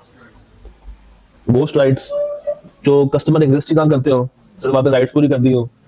और देखिए यहाँ पे फेक कस्टमर्स बनाना तो आसान है, ठीक है। मसला क्या है? मसला ये है कि अगर आप यहाँ पे शो कर दें क्रेडिट सेल्स, पॉसिबल है? पॉसिबल है कि ऐसी सेल हो रही हो जो कि क्रेडिट पे हो रही हो? Is it possible? क्यों? क्योंकि ये सिर्फ किस पे होती है? कैश पे होती है। ये क्रेडिट करना इसमें पॉसिबल नहीं है। अक्सर जो सवाल आईकैप के क्वेश्चंस आते हैं उसमें ये पॉइंट बड़ा कॉमन होता है कि आप एक ट्रेडिंग कंपनी में बैठे हुए हैं, आपको कमीशन दी हुई है और आपसे कहा जा रहा है कि तुम्हें कमीशन पे हम क्या देंगे? बोनस देंगे, ठीक है। और सॉरी, सेल पे क्या देंगे? बोनस देंगे, कमीशन देंगे। तो आप वहां पे जुमला लिखते हैं कि हम क्रेडिट सेल्स रिकॉर्ड कर देंगे, एक ऐसा कस्टमर बना के ले आएंगे जो कि एग्जिस्ट ना करता हो। ये सिनेरियो वैसा नहीं था, क्योंकि इसमें सिर्फ और सिर्फ क्या होती है? Cash sales. तो इसमें आप क्रेडिट सेल्स रिकॉर्ड नहीं कर सकते। आप इसे किसी पॉइंट लिखा तो नहीं है, बस फिर ठीक है। तो कहता है your firm is the statutory auditor of SMSL, an operating company जो कि पार्सल को डिलीवर करती है क्रॉस पाकिस्तान। रेवेन्यू दे दिया, रिसीवेबल। हाँ, ये देखे ना, ये पॉइंट ढूंढ रहा था कि ये रिसीवेबल कैसे बढ़ गए। रिसीवेबल कैसे बढ़ गए? या तो ये रिसीवेबल कंपनी लेवल पे है जो कि उन्होंने राइडर से पैसे लेने, भाई वो कंपनी के लिए क्या है? रिसीवेबल तो है ना कि उन्होंने किससे पैसे पकड़ने हैं? राइडर से। मगर राइडर के लिए क्या कोई रिसीवेबल होगा? नहीं होगा। तो ये चीज आपने इसको देखना है। कैश एंड बैंक, अच्छा कैश एंड बैंक कंपनी के पास क्या हो रहा है? कम हो रहा है। अच्छा, कैश बैंक कम हो रहा है मगर रेवेन्यू बढ़ रहा है। रेवेन्यू बढ़ गया, कैश बैंक कम हो गया। अब अगर नॉर्मल कंपनी हो तो मैं क्या कहूंगा कि इसमें जो सेल्स होंगी वो किस पे हो रही होंगी? क्रेडिट पे हो रही होंगी। During 24, SMSL introduced dynamic pricing and incentive-based commissions to attract drivers and customers in response to intense market pressure from competitors. Market से प्रेशर आ रहा है कंपेटिटर्स का, तो आपकी कंपनी फ्रॉडुलेंट फाइनेंशियल रिपोर्टिंग करके अपने अकाउंट्स को ऊपर लेके जाएगी ताकि कंपेटिटर्स को मैच किया जा सके. The company expanded into 2 new cities where local management teams were given significant autonomy. Autonomy क्या होती है? To meet aggressive growth targets. आपने सेंट्रलाइज्ड पॉलिसीज की बजाय डिसेंट्रलाइज करने की कोशिश की है. अब क्योंकि उनके हवाले कर दिया है तो उनको क्या मिल गई है? अपॉर्चुनिटी मिल गई है क्या करने की? फ्रॉड करने की. क्या? हाँ, एग्रेसिव भी हो सकता है. A dispute arose between the founding shareholders. एक छोड़ के जा चुका है. अच्छा, जब एक बंदा छोड़ के गया तो अपने साथ सारे शेयर भी लेके चला गया होगा, तलाक देके चला गया होगा कंपनी को. इससे फ्रॉड क्या है? मतलब इससे आपको क्या फ्रॉड का स्ट्रक्चर मिल रहा है? यस, ये एक इंडिकेशन है कि कंपनी में क्या चल रही है, अनएथिकल प्रैक्टिसेस चल रही हैं. इसका मतलब है कि अब कंट्रोल नॉर्मली कुछ बंदों से हटके सिर्फ स्पेसिफिक कुछ लोगों के पास आ गया है. तो जब एक बंदा पूरी कंपनी को डोमिनेट कर रहा होता है, सारे कंट्रोल्स वही लगा रहा होता है, इसका मतलब है कि फ्रॉड भी सबसे ज्यादा फिर वही करेगा.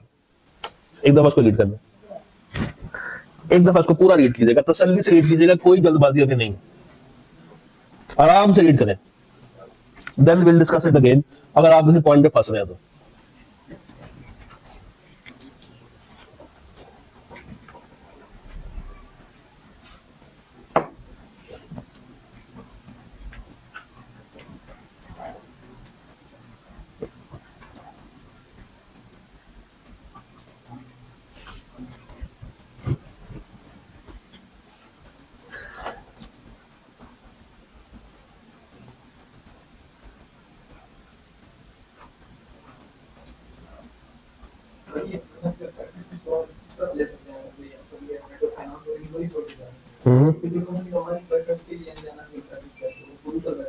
ये तो मसला है कि कभी कभी ऐसा होता है कि हम कंपनी के मालिक के ऊपर इतना ट्रस्ट कर बैठते हैं कि हम कहते हैं कि वो सबसे ज्यादा नेक और शरीफ है, जैसे हुकूमत में होता कि वज़ीर आज़म कौन है सबसे ज्यादा नेक और शरीफ है, तो बाद में पता चलता है कि सबसे ज्यादा है. ये तो अपना गुस्सा निकाल रहे हैं बाप. तो किसी के ऊपर भी ऑडिटर इतनी आसानी से ट्रस्ट नहीं करता, तभी तो उसके पास एक टूल होता है जिसका नाम क्या होता है? Professional services. तो उसने तो हर तरफ से देखना है, उसके लिए मालिक कौन है, नौकर कौन है, डजंट मैटर. एक बंदा मैं देखे, एक बंदे ने गाड़ी ली, साथ उसको मिली इंश्योरेंस. उसने कहा मैं चेक करूंगा कि इंश्योरेंस कंपनी प्रोवाइड करती है या नहीं करती. ठोक दी गाड़ी. नई गाड़ी जान गए खुद से क्या करा दिया उसका एक्सीडेंट, सिर्फ ये चेक करने के लिए कि कंपनी इंश्योरेंस दे रही है या नहीं दे रही. तो आप उस इंसान पे कभी भी ट्रस्ट नहीं कर सकते क्योंकि एक कॉल है, शरीफ हुआ जिसको मौका नहीं मिला. तो ये सोच के कि भाई वो बंदा ओनर है, टॉप पे बैठा है और वो कुछ नहीं करेगा, वो कोई खराबी नहीं दिखाएगा, ऐसा नहीं सोचना. हाँ जी, पहला पॉइंट समझ आता है, इसको पॉइंट बाय पॉइंट लेके चलते हैं. पहला point okay, intense competitive environment है, डायनामिक प्राइसिंग मॉडल्स है, ग्रोथ हो रही है, इनकंसिस्टेंसी है. सेकंड पॉइंट, शेयर होल्डर जो एग्जिट कर रहा है बोर्ड लेवल से. और थर्ड पॉइंट में क्या हो रहा है? Head of finance and internal audit manager जो है वो छोड़ के जा रहे हैं. इसका मतलब है कि there is a lack of financial, और जब लीडरशिप ना हो तो नीचे वालों को क्या मिल जाता है? मौका, अपॉर्चुनिटी, इंसेंटिव मिल जाता है. तो वो जो एक पैराग्राफ नहीं, वो जो एक डब्बा सा बना हुआ है फ्रॉड के अंदर रिस्क फैक्टर्स का, वो आपने अच्छे से तैयार करना है. देखिए कुछ सवाल पेट है, जिसमें से ये सवाल भी एक पेट सवाल है कि आपसे कहता है कि क्या निकालें, फ्रॉड रिस्क फैक्टर निकालें. या एक सवाल आता है फ्रॉड में से जिसमें वो कहता है कि अब आपको कुछ एरियाज दे दिए, आपने बताना है कि इसमें से फ्रॉड कहां पे हो रहा है और एरर कहां पे हो रहा है. और पार्ट बी में वो अक्सर उसके क्या पूछ लेता है? प्रोसीजर्स पूछ लेता है. इसी तरह एक और सवाल भी कॉमन है, कौन सा? रिस्क का. कौन सा? रिस्क का. और यहां पे उसने कौन से रिस्क पूछे, मगर किस कंपनी में पूछे? एनपीओ में पूछे. तो ये नॉर्मल कंपनी से हट के इसका आंसर बनना था. एक नॉर्मल टिपिकल रिस्क के सवाल आते हैं, उसमें टिपिकल रिस्क होते हैं, मगर एनपीओ में कुछ अलग ही तरह के रिस्क होते हैं. एनपीओ के अंदर कुछ अलग तरह के रिस्क होते हैं. सवाल तो आप लोगों ने पढ़ा होगा कि सवालों का मसला था, ये तो मैं जवाब पढ़ लेंगे. देखें कुछ कुछ बातें आप लोगों ने लिखी, मैच हो रही है नहीं. मैंने इसको जो की पॉइंट है उसका मैंने ब्लैक किया हुआ ऊपर, बोल्ड किया हुआ है। तो पहला की पॉइंट क्या है? मिसमैच हो रहा है between student contribution and bank deposits and manual alterations in donations acknowledgement. Second क्या है? Non compliance with grant conditions. तीसरा, रिस्क ऑफ ओवरस्टेटेड रिसीवेबल्स। चौथा, वीक इंटरनल कंट्रोल्स। पांचवा, risk arising from implementation of new financial system. अच्छा, ये point भी बहुत commonly वो यूज करता है अपने एग्जाम में। बिल्कुल एंड के करीब आपको जाके बताता है कि कंपनी जो है वो एक नया सिस्टम इंप्लीमेंट कर रही है, बताए। हालांकि वो सिंपल एक पॉइंट लेके चला जाता है, बट उसके अंदर कुछ रिस्क अटैच्ड है। डिपेंडेंस ऑफ गवर्नमेंट फंडिंग, और हर जगह पे क्या मिल जाएगा? Fraudulent finance. देखिए, रिस्क के सवाल में भी आपको फ्रॉड रिस्क मिल जाएगा। रिस्क के सवालों के अंदर भी आपको एक रिस्क मिलेगा, कौन सा?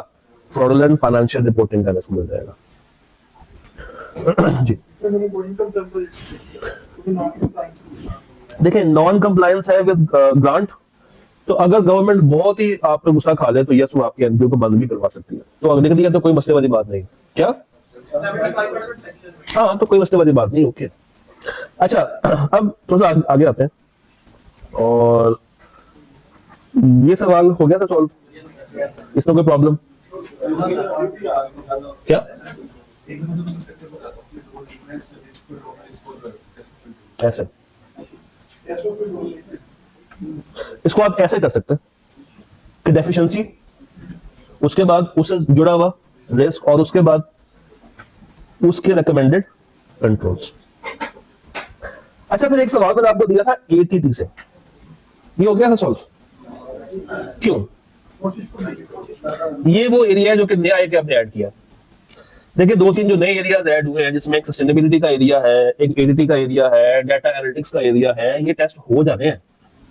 इसमें भी अगर मैं वैसे काउंट करूं, कितने थे? 15 नंबर। तो इतने टेस्ट हो जाने, लिखवा लिया मेरे से आज 10 से 15 नंबर कहीं नहीं गए। तो अगर आप उन एरियाज को छोड़ रहे हैं, उन पर लालच भेज रहे हैं, तो ऐसा ना करें। टेस्ट हो गए तो मजबूरन दोबारा से इन्हीं कुर्सियों में बैठना पड़ जाएगा। मैंने कुछ दिनों पहले 4 वीडियो शेयर की थी, बस तेरे वही सुन ले, तो उसको लिख ले, तो उसको लिख ले, एक कागज पकड़े, अपने नोट्स बना ले। और अगर आपने क्लास दी हो तो मैंने क्लास में नोट्स बनवाए भी थे, उसी को सुन ले, मुझे याद आ रही है, उसी को सुन, उसी को पढ़ ले, तो वही लिख ले। तो कोई नहीं आती, उसमें है ही नहीं रेपिटेशन वाली बात नहीं है। अच्छा, इस सवाल में क्या करें, एक काम करते हैं, सवाल के जरिए अप्रोच को चेक कर लेते हैं। कहता है जी, eco smart is a medium size company producing sustainable consumer electronics. The company has recently upgraded its ERP to handle sales, inventory and finance. आपकी फर्म का नाम क्या है?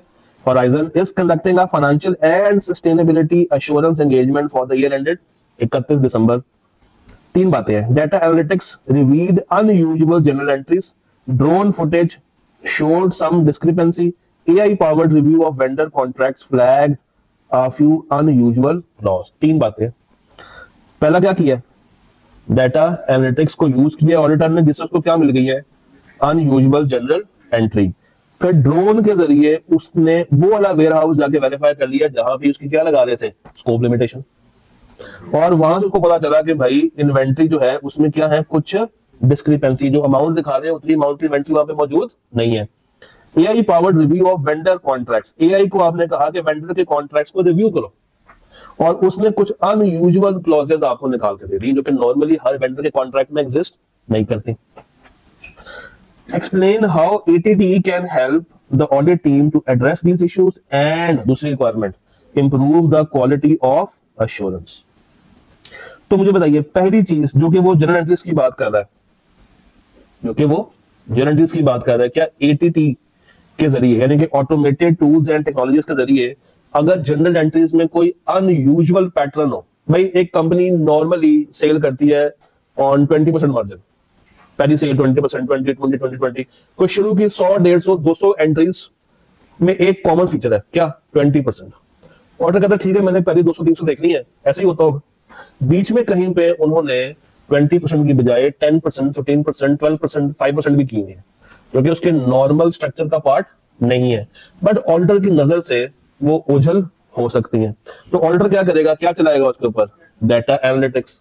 अब ये जब वो चला ले तो क्या वो उन एंट्रीज तक पहुंच पाएगा जहां पे वो सेम फिनोमेना ऑपरेट नहीं कर रहा। देखिए हम नॉर्मली कहते हैं कि ऑडिटर किस पे काम करता है, सैंपलिंग पे काम करता है, मगर इन टूल्स के आने के बाद सैंपलिंग खत्म होती जा रही है, क्योंकि अब उसके पास इतना टाइम आ गया है कि वो 100% एश्योरेंस की तरफ जा सकता है। देखिए ये टूल्स क्यों है कि वो जो हम कहते हैं ना कि रीजनेबल एश्योरेंस देनी है, उसको वो किसकी तरफ लेके जा रहा है, आहिस्ता आहिस्ता एब्सोल्यूट की तरफ लेके जा रहा है। तो पहला पॉइंट जो आप यहां पे डाल सकते हैं वो ये है कि अब वो तमाम एंट्रीज को क्या कर सकता है, एनालाइज कर सकता है, ताकि वो डिटेक्ट करे क्या, अनयूजुअल पैटर्न्स। अच्छा, ये हेल्प करेगी टू आइडेंटिफाई वो एंट्री जहां पे क्या चल रहा है, फ्रॉड चल रहा है, और जो क्या है ज्यादा रिस्की, ज्यादा रिस्की। हाँ। तो मैंने इसलिए सूचना सामने खोल दिया कि आपको पता चले कि इसको लिखना कैसे है। तो पहला पॉइंट जो आप लोगों ने यहाँ पे डालना था वो ये था। अच्छा, मैं ये एक्सपेक्ट नहीं करता कि आप लोगों ने सारी बातें लिखी होंगी, बट मैं ये जरूर एक्सपेक्ट करूंगा कि आपने इसमें से कोई सी 5 बातें तो लाजमी लिखी होंगी। तो पहला पॉइंट क्या था कि वो जो डाटा एनालिटिक्स है, इससे अब वो तमाम जनरल एंट्रीज को वेरीफाई कर सकता है। देखिए वर्ड का यूज कर रहा है, ऑल, वर्ड का यूज कर रहा है all, to detect unusual patterns. Second, it helps to identify high risky areas and fraudulent financial entries, जिससे फ्रॉड का चांस भी अब क्या हो जाएगा, ऑटोमेटिकली कम हो जाएगा। अच्छा, सेकंड क्या था, ड्रोन बेस्ड इन्वेंटरी ऑब्जर्वेशन। भाई हम लोग क्या कहते हैं ऑडिट में, स्कोप लिमिटेशन आ गई है। बेस स्कोप लिमिटेशन क्या होती थी कि आप एक जगह पे वेरीफाई करने के लिए जाना चाह रहे हैं, मैनेजमेंट आपको जाने नहीं दे रही, तो हम कहते हैं ठीक है कोई बात नहीं, ड्रोन है भेज दो, तुम्हारे भी हाथ पे काम कर देगा। तो ड्रोन जो है वो आपको विजुअल एविडेंस ला के देते हैं उन एरियाज का जहां पे आपको जाना क्या है, मुश्किल है, hard to access. allows auditor to compare physical inventory with ERP records, improving coverage and verifying the existence। भाई मैं यहाँ पे खड़ा हूँ, मुझे कहा जा रहा है कि बलूचिस्तान में एक घर में, बलूचिस्तान में एक दुकान है, उस दुकान के अंदर ये टिश्यू पेपर पड़े हैं, और कितने वैल्यू के पड़े हुए हैं, 10 मिलियन के टिश्यू पेपर पड़े हुए। मैंने कहा ठीक है मुझे लेके चलो, कहते नहीं सर जाना मुश्किल है और आना तो और मुश्किल है। तो मैंने कहा फिर ऑडिट तो करना है, 10 मिलियन की क्या पड़ी हुई है, इन्वेंट्री पड़ी हुई है, छोड़ तो नहीं सकता। तो फिर मैं किसका यूज करूँ, ड्रोन्स का यूज करूँ। तो वहां पर ड्रोन वैसे ही बहुत चलते फिरते रहते हैं। तो ड्रोन्स के जरिए आप क्या कर सकते हैं, विजुअल एविडेंस ले सकते हैं, विजुअल एविडेंस जो कि नॉर्मली ऑडिट में नहीं था। तस्वीरें कहां होती हैं, क्योंकि तस्वीरों का एक रिस्क होता है, क्लाइंट की कॉन्फिडेंशियलिटी हिट होती है। अगर आपसे गलती से वो तस्वीरें कहीं चली जाए, लूज हो जाए, तो मसला है। बट अब वो कहता है कि जनाब आप विजुअल एविडेंस तो दे सकते हैं ना उन एरियाज का जहां पे जाना क्या है, मुश्किल है। सेकंड वो कहता है कि आप कंपेयर कर सकते हैं वो फिजिकल इन्वेंट्री वर्सेस ईआरपी। भाई उन्होंने कहा टिश्यू पेपर है बड़े, मैंने कहा ठीक है लाओ चेक कराओ। जब उधर गए तो पता चला कि कुछ डब्बे फटे हुए थे, कुछ डब्बों में से जो है वो टिश्यू पेपर के पूरे पूरे रोल गायब थे, इन्वेंट्री अपनी सही हालत में नहीं थी। मसला किधर है, एग्जिस्ट तो करती है, एग्जिस्ट करती है, कंप्लीट भी है, मगर वैल्यूएशन से आउट है, वैल्यूएशन से आउट है। तो इसका मतलब है कि अब मुझे उसकी क्या करनी पड़ेगी, एनआरबी टेस्टिंग। तो अब मामला स्कोप का खत्म हो गया, किस पे आ गया, मिस स्टेटमेंट पे आ गया। तो इस तरीके से आप इसको वेरीफाई कर सकते हैं। फिर एआई को यूज करते हुए आप जितनी भी इनकंसिस्टेंसीज है, अनयूजुअल वाली बातें, वो सारी खत्म कर सकते हैं। और एआई के आने के बाद your time will automatically reduce, efficiency and coverage improvement with AI and with this all things. With ATT जो रूटीन नेचर के काम थे अब आप वो नहीं करेंगे, क्योंकि अब आपका ध्यान सिर्फ किन एरियाज पे रहेगा, हाई रिस्क की एरियाज पे रहेगा। रूटीन वाले काम आप किससे करवा रहे होंगे, एआई से करवा रहे होंगे। अच्छा देन आपकी जजमेंट बेहतर हो जाएगी कि नहीं, ऑब्वियसली आपकी जजमेंट बाकियों से बेहतर हो जाएगी, आपको एविडेंस भी अच्छा खासा मिलेगा, आप उसके साथ इंटरप्रेशन भी अच्छी खासी कर पाएंगे, और ओवरऑल क्या बढ़ेगी, ऑडिट की क्वालिटी और कंक्लूजन्स की रिलायबिलिटी। चलिए कुछ नहीं याद किया हुआ, अगर एग्जाम में सवाल आ जाए तो ये बातें लिखाएंगे, कुछ नहीं आता तो ये क्रक्स था पूरे एरिया का, और यही आ जाना है फायदे क्या है नुकसान क्या है। क्योंकि शुरू की टाइम कौन कहता है कि आसान होती है, होता है ऐसा। अच्छा तो एक सवाल था जिसमें आपकी अकाउंटिंग टेस्ट हो रही थी, कैसे, राइट साइड पर देखिए मैंने कुछ लिखा हुआ था, IFRS 9, IAS 2, 16, 12 और 15 हो गया था, नहीं हो तो गया है। तो मैंने क्या लिखा हुआ था, एनी 8, तो जो आपको आते हैं आप लिख दें, आठ से ज्यादा मेरे मसला नहीं। मुझे तो मसला नहीं है, टाइम आप जाया कर रहे हैं, वही टाइम जो किसी और को देना चाहिए था आप पेपर को दे दें, आप किसी और को जाके खुश कर लें। तो अच्छा, आई बिलीव यहाँ पे, आई बिलीव कि आपको अकाउंटिंग वाली बातें कुछ कुछ आती है। विदाउट गुड अकाउंटिंग पेपर थोड़ा सा ट्रिकी ऑटोमेटिकली बन जाता है। तो एक नजर डाल लेते हैं सोल्यूशन पे, अगर आपको नजर आ रहे हो ठीक से। IFRS 9, चलिए पहले आप लोग पढ़े, मुझे बताइए अगर इसमें कोई प्रॉब्लम है तो हम इसको डिस्कस कर लेते हैं।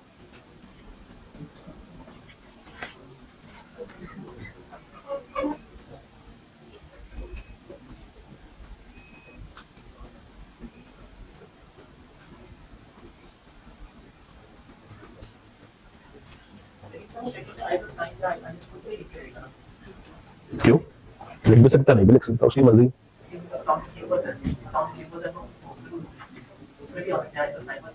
नहीं, अगर तो इसने लिखा है कि मुझे वही वाली बातें बताएं तो फिर वही वाली बातें बताएंगे। जब वो खामोश है फिर आप दोनों तरफ अपनी बात को एक्सटेंड कर सकते हैं। ये डिपेंड करता है ना कि उसका वो क्या है, सवाल क्या है। अच्छा जी, बात सुने। Accounts receivable confirm balances directly with the customers via positive और नेगेटिव। ये स्टैंडर्ड कौन सा था, 505 कंफर्मेशन वाला। रिव्यू करें subsequent cash receipts after year end to verify. अब जरा देखें, बातें वही हैं। बातें क्या है, बातें वही हैं। कौन सी कि बैलेंसेस को आप कंफर्म कर लेंगे, कैश रिसीट्स को देख लेंगे, लॉसेस को देख लेंगे, उसके बाद इन्वेंट्री में फिजिकली जाके ऑब्जर्व कर लेंगे, उसकी एक्यूरेसी को देख लेंगे, वैल्यूएशन को बात कर लेंगे। वो इन्वेंट्री जो कि ट्रांसलेट में आती है वो आपकी होती है। वो इसमें बाहर से अगर तो रिस्क एंड रिवॉर्ड ट्रांसफर हो गए हैं तो हमारी नहीं है, और अगर नहीं हो तो अभी भी क्या है, वो हमारी ही है। देन पीपीई के अंदर नॉर्मली क्या मसले होते हैं, डेप्रिसिएशन के, इंपेयरमेंट के, उसकी कॉस्टिंग के। तो अगर आपको सब्सटेंटिव आते हैं तो ये एक सवाल कोशिश ये करता है कि कुछ अकाउंटिंग एरियाज को साथ अपने मिला के वो वाली बातों को ले आए। मैंने एक शीट आपको दी थी, अगर वो नहीं, वो दूसरी थी, इसकी एक और शीट है, मैं दोबारा भी शेयर कर दूंगा, तो वो एक दफा देख लीजिएगा। उसमें ये इसी तरीके से ना मैंने अकाउंटिंग स्टैंडर्ड्स के ऊपर रख के बताए हुए प्रोसीजर्स। अच्छा, फिर एक ये सवाल, नॉर्मली आईकैप इस एरिया में नहीं जाता, नॉर्मली कैट से सवाल नहीं आता, बट एटीटी के आने के बाद इसकी अहमियत बढ़ गई है। एटीटी के आने के बाद इसकी अहमियत क्या हो गई है, ये हो गया था, नहीं सर, ये होता क्या,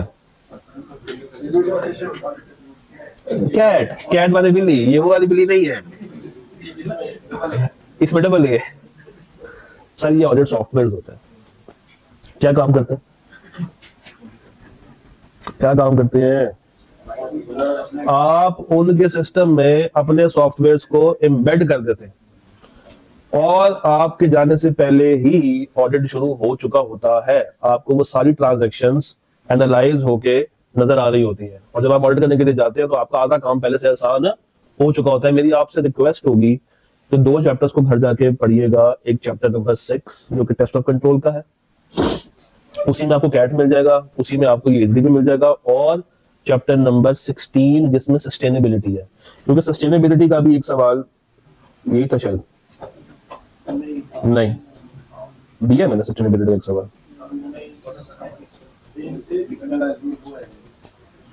इसमें नहीं था। हाँ, तो सस्टेनेबिलिटी वाले जो 2 स्टैंडर्ड्स हैं वो लाजमी देख लीजिएगा। फिर आईसीटी, ये आईसीटी किधर गया, ये सर ये आईसीटी को भी अच्छे से तैयार कीजिए। ये मैं आपको बता दूं, आईटी उसने अच्छी खासी टेस्ट कर लेनी है। Reports, code of ethics, risk, IT, substantive, यही गिनती के 6-7 मेन एरियाज है जहां से सवाल आना है। तो अगर इन एरियाज के ऊपर टाइम नहीं लगाएंगे और अब आप चैप्टर नंबर 2 पे टाइम लगा रहे हैं, 1 पे टाइम लगा रहे हैं, 5 पे टाइम लगा रहे हैं, तो आप बेवकूफ है। बेवकूफी मत करें। जो एरियाज आते हैं वो आते हैं, जो एरियाज नए आए हुए हैं इनके ऊपर आपने अच्छी ग्रिप हासिल करनी है। अच्छा, एमसीक्यूज के बारे में जरा मुझे बताइएगा क्या हालात है। एमसीक्यू सारे ठीक हैं, एक दफा देख लेते हैं, मैं उनका सोल्यूशन रख देता हूं आपके सामने। ये पहला एमसीक्यू का आंसर था, आप एक दफा जरा साथ टैली भी करते जाएं। सी। अच्छा, मैंने क्या किया, मैंने सोल्यूशन में ना इसकी रीजनिंग दी हुई है।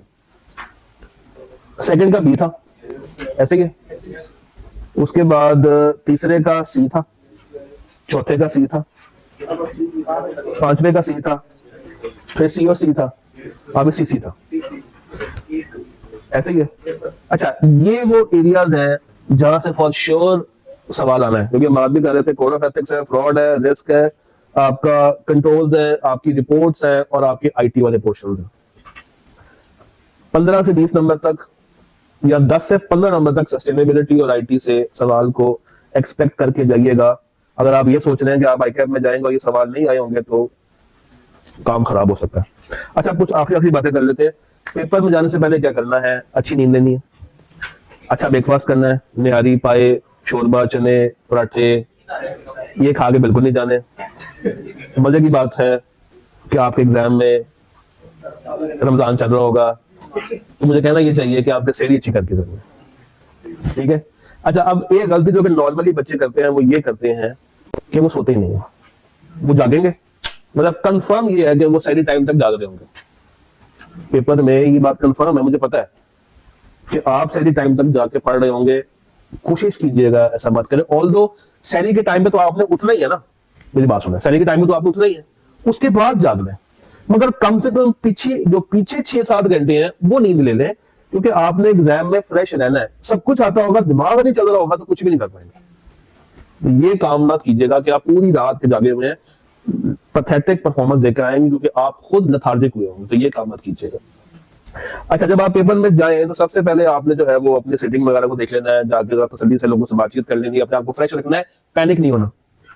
और एक काम जो मैं अक्सर बच्चों से, खैर आपसे तो मैंने कभी भी नहीं कहा, अब मुझे कहना पड़ रहा है, मजबूरी है, जब आप पेपर देके बाहर आए ना करें, स्पेशली एमसीक्यूज को डिस्कस मत करें, क्योंकि अक्सर बच्चे एक से ज्यादा पेपर दे रहे होते हैं। उनका ऑडिट भी होगा, रिपोर्टिंग भी होगी, शायद कॉस्टिंग भी हो, या कुछ ना हो तो एमएफए लाजमी साल लगा होगा, ऐसा ही है।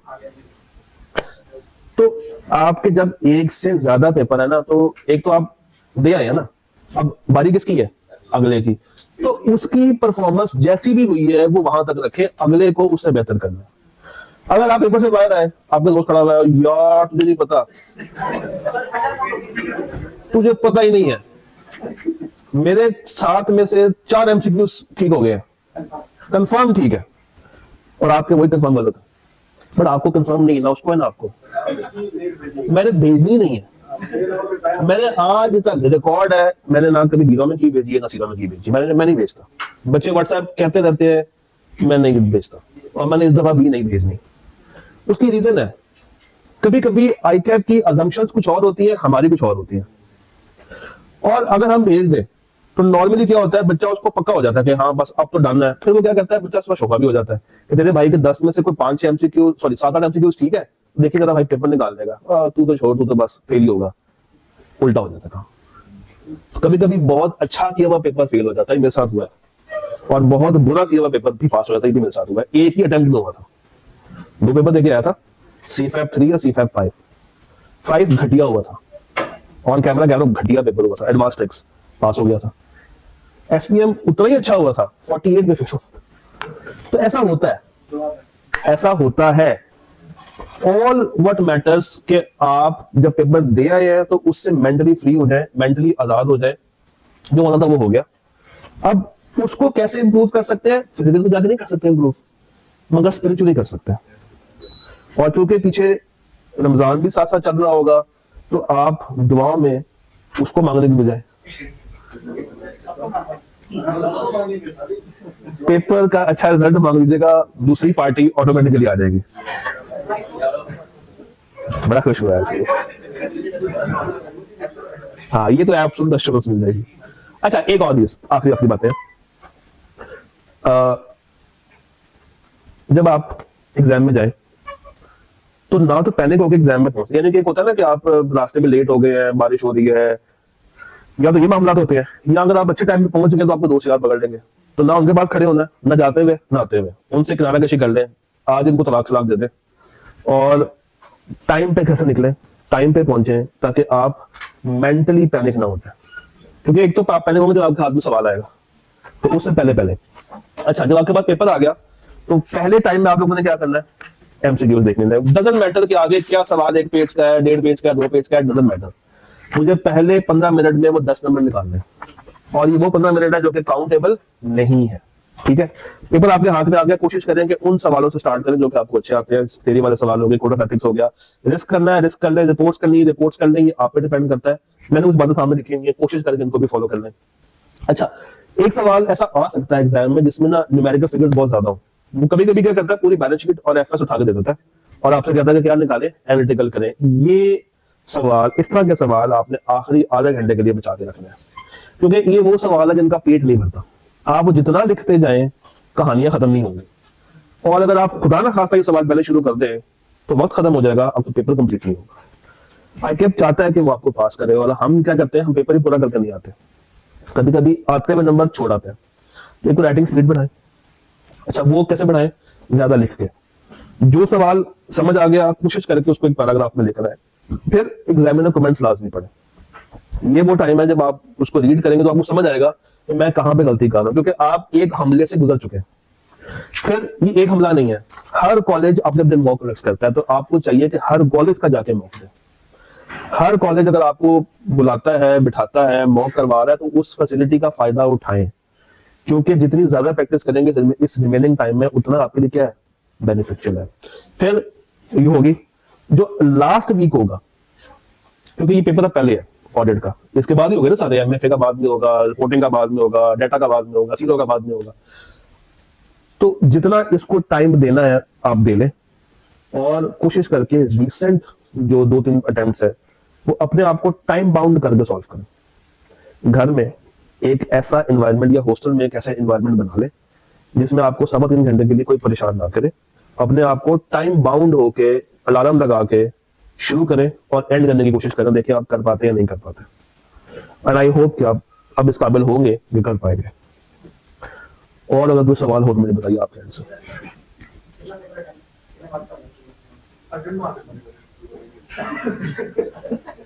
मिनिमम 50, क्योंकि 50 में कम ही आएंगे ना यार। देखो सिंपल सा फॉर्मूला होता है, आप 100 का करके आएंगे, 80 का ठीक होगा, जिसमें से वो आपको 60 के करीब मार्क्स देना होगा, 60%, तो निकाल ले रेशो। 100 का 80% क्या होता है, उसका 60% क्या होता है, फेल। तो पेपर अगर आप 100 से कम करेंगे, चांसेस ऑफ फेलियर बढ़ना शुरू हो जाते हैं। सिंपल सा फंडा है, क्योंकि आपको लगता है कि आपने 60-70 नंबर का पेपर बड़ा अच्छा किया, उसकी नजर में पता नहीं अच्छा है भी या नहीं है, तो रिस्क नहीं लेना। पेपर आपने पूरा करना, अगर आप पेपर पूरा नहीं कर पा रहे हैं तो फिर आपको अपने आप को बदलना है, अपनी अप्रोच को बदलना है, ज्यादा लिखना है, तो इसकी प्रैक्टिस करनी है। और कोई सवाल?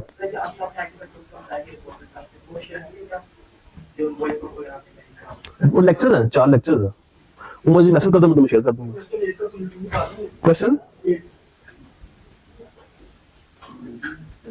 8 था कौन सा, ये वाला टेक्नोवा, ये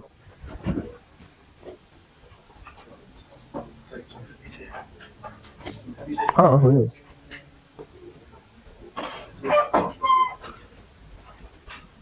इसका एक पार्ट बी भी था, ये देख लो।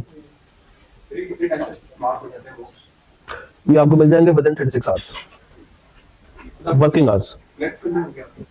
पोस्ट करा देंगे, पैसा दे दें, हाँ जी खुद आके ले जाए।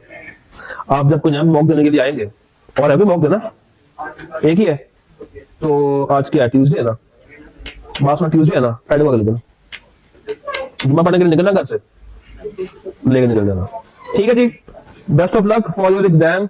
अल्लाह ताला आपको खुश रखे, सलामत रहे, जीते रहे, हंसते रहे, वसते रहे।